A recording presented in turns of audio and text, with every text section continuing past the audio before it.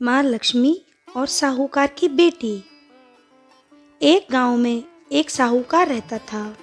वो बहुत ही ईमानदार और बुद्धिमान था, लेकिन काफी गरीब था। उसकी एक सुंदर और सुशील बेटी थी। वो बेटी पीपल के पेड़ में रोज जल चढ़ाती थी। उसी पेड़ पर माँ लक्ष्मी जी का वास था। माँ लक्ष्मी ने एक दिन उस साहूकार की बेटी से कहा कि वो उससे मित्रता करना चाहती है। क्या वो उनकी मित्र बनेगी? इस पर उस लड़की ने कहा कि वो अपने पिता से पूछकर बताएगी। उस लड़की ने अपनी सारी बात पिता को बता दी, जिसे सुनने के बाद साहूकार ने हाँ कर दी। और इसके बाद साहूकार की बेटी और माँ लक्ष्मी दोनों अच्छी सहेलियां बन गईं। एक दिन माँ लक्ष्मी ने साहूकार की बेटी को अपने घर बुलाया और वहां उसकी काफी आवभगत की।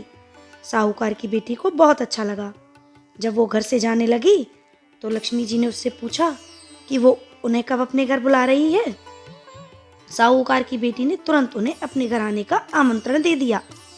लेकिन जब वो घर लौटी तो काफी उदास हो गई, क्योंकि उसके घर की माली हालत तो ठीक नहीं थी।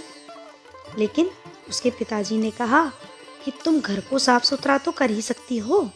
साहूकार की लड़की तुरंत साफ सफाई में जुट गई और अपने घर को शीशे की तरह चमका दिया। तभी एक चील कहीं से एक हीरे का हार उनके घर पर छोड़ गई। साहूकार और उसकी बेटी बहुत खुश हुए। उन्होंने तुरंत उसे बेचकर पैसे जुटाए और उससे घर में पकवान बनाए।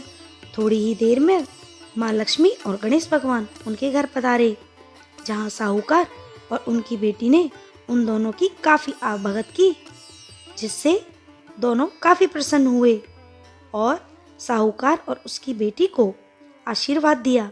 जिसके बाद साहूकार के पास कभी किसी चीज की कमी नहीं हुई।